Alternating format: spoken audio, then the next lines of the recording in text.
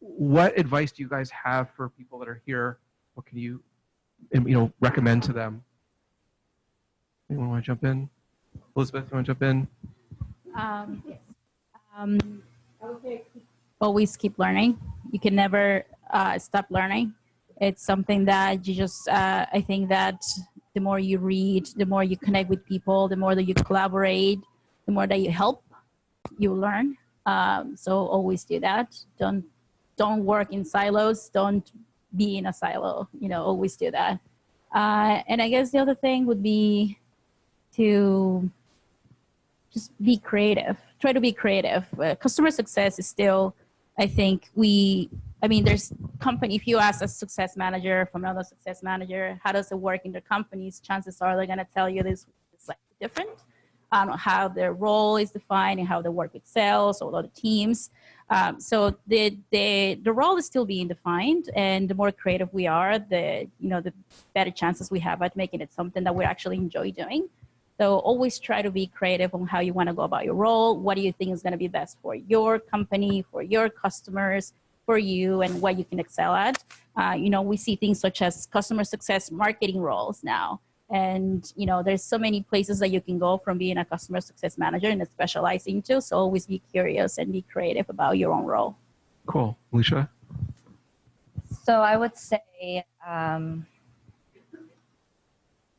probably the most important thing is to be able to be adaptable. Kind of as I alluded to earlier, this field industry changes all the time. And that's kind of one of the exciting things about it, to be able to change with it. But you've got to be super adaptable and open to change. And if you identify that change isn't for you, be open to addressing it or moving on. But adaptability, I think, and being open to change is super important. And then kind of to go back to what you said, knowing what your strengths are and utilizing those. Customer success, I think, in general, isn't, I wouldn't say fairly new, but it's a new concept and it changes for every company. It's different. And your strengths, whatever that is, whether it's writing, whether it's, customer service, because you were in retail, or it's fashion or something, there's some piece of that you can bring to the table and speak to that will translate. And, that's personally how I was able to translate into this. So just be confident in that and, sincere also, but being able to be adaptable and know what your strengths are. Sam?